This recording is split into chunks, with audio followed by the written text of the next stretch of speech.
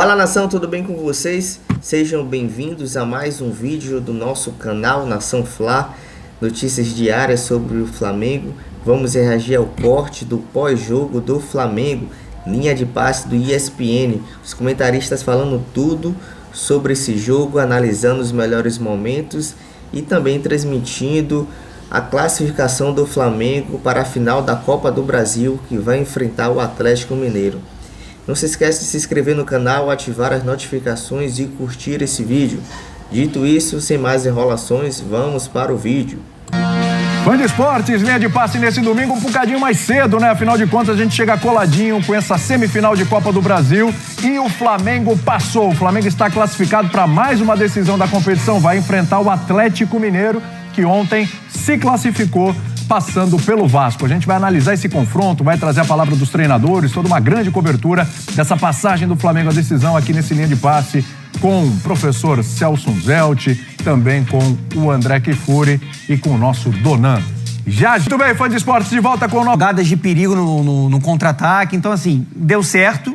É importante falar, não só hoje, no confronto, o Filipe Luís foi melhor do que o Ramon. Principalmente no primeiro jogo. Porque o primeiro jogo já foi uma produção muito acima de 1-0, né? Uma outra cara, uma outra postura da equipe, mais agressiva, pressionando, sufocando o Corinthians, perdendo muitas oportunidades. E hoje, em um cenário muito complicado, jogando fora de casa, uma expulsão absolutamente desnecessária e infantil do Bruno Henrique com 28 minutos do primeiro tempo.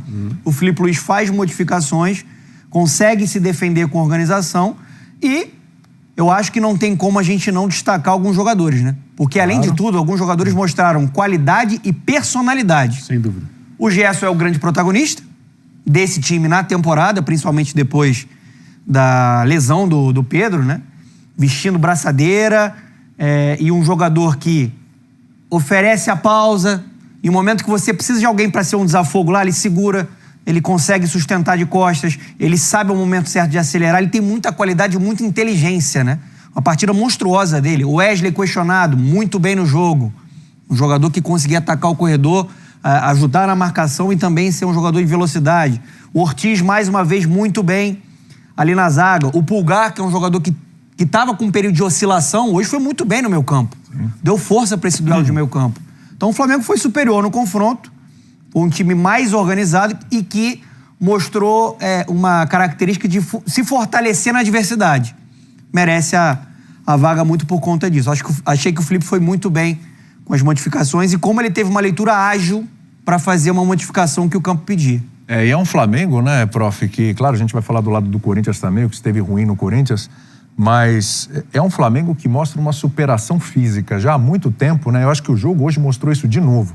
O próprio Gerson, Arrascaeta com muita dificuldade física, mas se entregando, voltando, ajudando até para marcar em alguns momentos.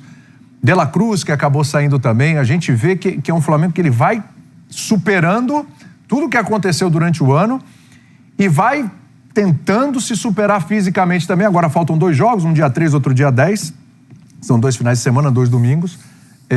Mas acho que vale destacar também o que esses jogadores estão se entregando também, prof. Tudo bem? É verdade, William. Boa noite a você, André, Donan. Hoje o Flamengo já estaria mais inteiro que o Corinthians, né? Sim. O Flamengo se guardou para essa partida de uma maneira que o Corinthians não se guardou. Deu certinho a estratégia contra o Flu. Perdeu, mas o importante era hoje. No meio de uma semana, veio de uma goleada que chegou a beirar a dramaticidade em algum momento do jogo. Foi no 2-2 ali. O jogo começa muito intenso do ponto de vista físico.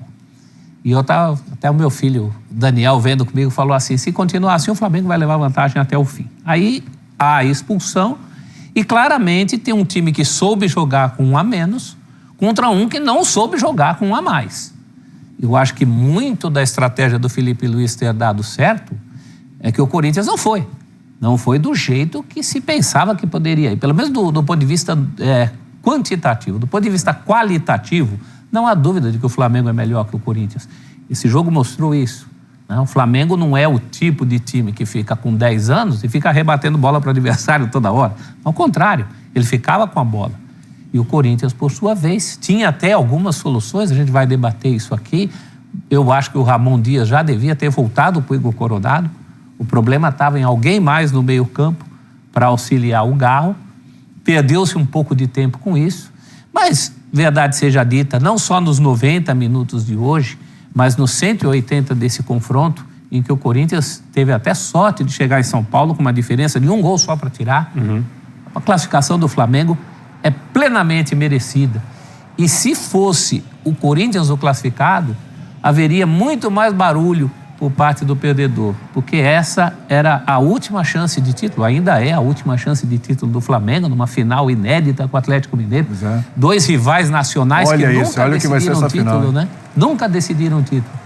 Tudo que propriamente para o Corinthians, verdade seja dita, tem coisa muito mais cabeluda para pensar, né? Sim. Ele tem que pensar em tirar o pé da lama. É bom lembrar que o Corinthians, sem jogar nesse final de semana, jogou durante a semana, né?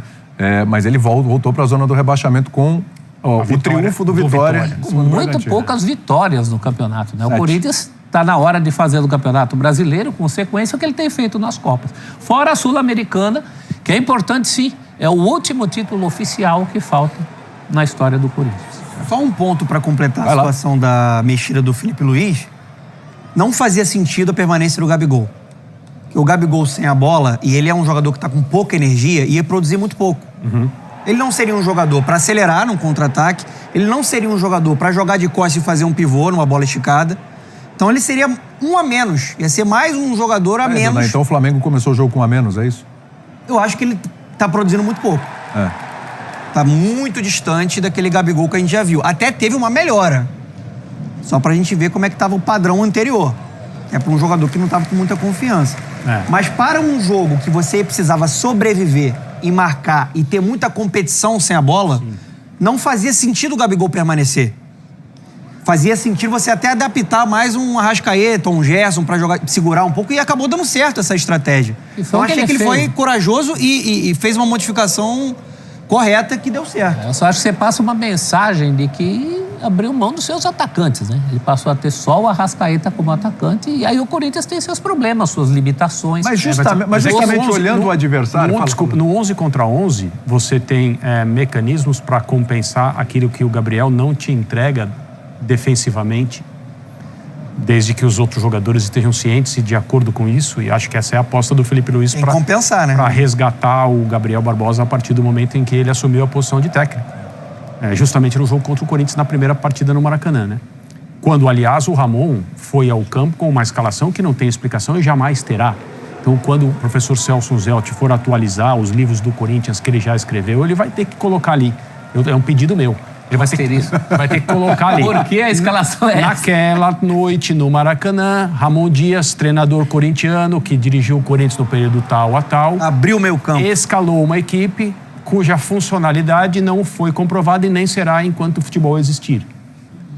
Principalmente levando em conta as características dos jogadores do Corinthians e aquilo que vinha dando certo até aquele momento.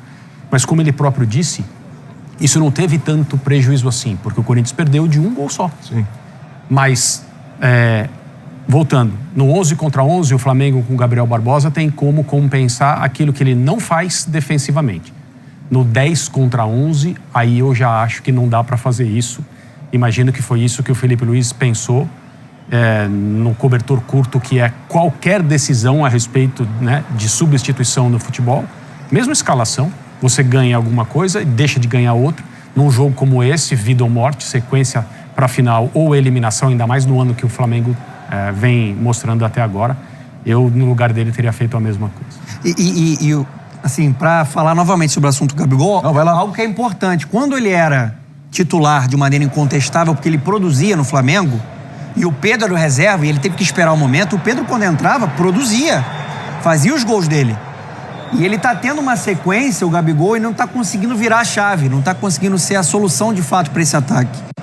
E aí, pensando muito em um time que precisaria competir, eu tô muito com o André. Eu acho que o correto foi tirar o Gabigol para que essa equipe fosse uma equipe mais sólida defensivamente.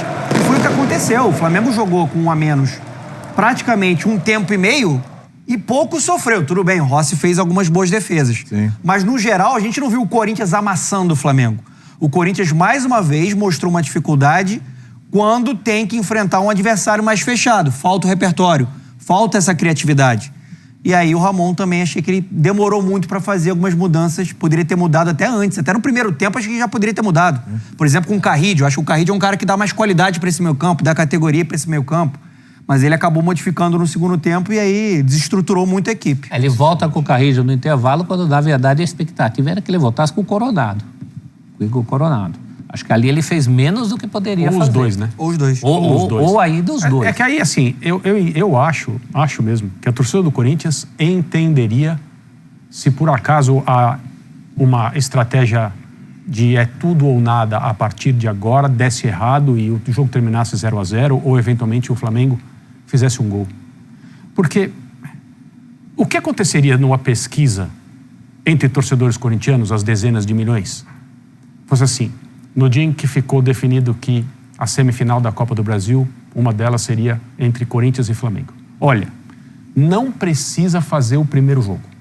É vitória do Flamengo lá por 1 gol. E aos 27 minutos do primeiro tempo, em Itaquera, um jogador do Flamengo expulso com 0-0. A torcida do Corinthians inteira assinaria esse cenário. Inteira. Não precisa jogar. Não precisa jogar. 1-0 a gente já marca aqui. Esse é o placar que o Corinthians tem que dar a volta na sua casa. Sim. 0-0 primeiro tempo, 27 minutos, um jogador expulso. O Corinthians com 11 contra 10. Acho difícil aparecer um corintiano, não quero. Quero jogar no Maracanã, quero tentar ganhar lá e tal. Não, esse cenário é ruim para mim. Naquele dia, porque daquele dia para cá o Corinthians deu mostras de um nível mais alto de futebol, competiu, ganhou jogos, fez boas atuações, não muitas, mas fez boas atuações. Os defeitos do Corinthians hoje são os que nós já conhecemos. É uma equipe que ganhou jogadores e uma maneira de atuar que é sólida. Defensivamente o Corinthians é competente e é por causa dessa capacidade de marcação, especialmente no meio de campo, que o Corinthians compete. Hoje, com 1 a mais, ele precisava de jogo. Ah, mas a característica do time é outra. É verdade, são 45 minutos mais acréscimos de uma maneira diferente para tentar ser um pouco mais elaborado, para tentar tratar a bola de uma forma mais refinada, ter mais criatividade e, consequentemente, mais chances aproveitando o espaço. Houve um momento, ali, metade do segundo tempo, em que o Corinthians estava tão nervoso e tão tenso em relação ao que ele precisava fazer, que as chances que o Corinthians tinha eram no contra-ataque em Itaquera com um homem a mais. Então isso mostra um time que não sabe jogar assim. E eu acho que nem deveria ser cobrado tanto do seu treinador, fora o assunto de substituições. Sim. Eu acho que o Ramon poderia ser um pouco mais ousado, ter voltado com jogadores de mais trato, jogadores mais ofensivos, correndo um risco enorme do Flamengo se estabelecer em campo, dominar e ganhar. Mas eu entendo que a torcida do Corinthians entenderia. O Corinthians ficou à mercê de um gol casual para tentar levar isso para os pênaltis e não deu certo. A gente usa... É isso aí, nação. Esse foi mais um corte do Linha de Passe, trazendo os melhores momentos do empate de Flamengo e Corinthians 0-0. Flamengo classificado para a Copa do Brasil. Algumas observações que eles trouxeram. Ortiz jogando muito bem como um zagueiro. Wesley, lateral direito, apoiando muito o ataque, jogando muito bem. Eric Pulgar jogou muito bem também. E Gerson, sem falar de Gerson, né? O melhor jogador do Flamengo no ano, após a lesão de Pedro. Até a Arrascaeta, que vem com muitas lesões durante o ano, correu bastante. De La Cruz, mais uma vez, saiu lesionado.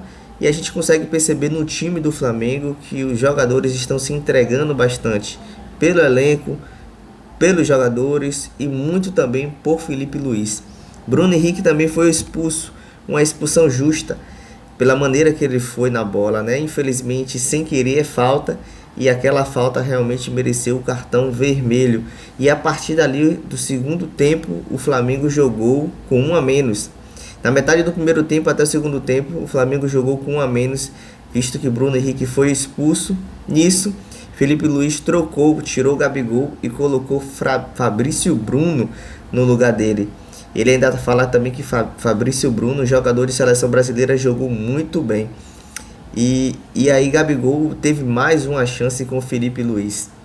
Ainda assim, o Flamengo foi classificado com méritos. Vai pegar o Atlético Mineiro, uma final inédita. eles nunca decidiram um título pela Copa do Brasil. Essa rivalidade interestadual que o Flamengo vai pegar agora o Atlético Mineiro na data do dia 3 de novembro e 10. Nesta quinta-feira vai sair o resultado do sorteio do mando de campo, primeiro e segundo jogo. E falar também de Rossi. Rossi fez defesas importantes nesse jogo. E uma bola que Yuri Alberto chutou, ele estava ali defendendo muito bem, mantendo a tranquilidade do time. Michael, Felipe Luiz falou também um pouco na sua entrevista que Michael estava previsto para substituir Bruno Henrique. Mas infelizmente Bruno Henrique foi contundido. Alexandro, lateral esquerdo, também jogou muito bem. Fez um gol. O gol foi invalidado pelo VAR como impedido. Mais uma vez Alexandre jogando muito bem, foi substituído por Ayrton Lucas. E a gente deu para perceber também que o campo estava muito molhado, estava escorregadio. Os jogadores do Flamengo estavam tentando se adaptar àquele gramado, que por sinal é considerado o melhor gramado do futebol brasileiro, né? A Neoquímica Arena, segundo as pesquisas, é o melhor gramado do Brasil. E você, torcedor do Flamengo, gostou da estratégia de Felipe Luiz tirar Gabigol? Gabigol para você ainda é titular? Você gostou de como é que ele colocou Fabrício Bruno ali como terceiro zagueiro, colocando também a Ayrton Lucas e Wesley como ponta, atacando bastante? E Gerson também jogou bastante, né? Colocou a bola, por assim dizer, embaixo dos braços. Comente, expresse sua opinião aqui nos comentários. Não se esqueça de se inscrever no canal e ativar as notificações. Dito isso, até as próximas notícias do Flamengo. Abraço, nação!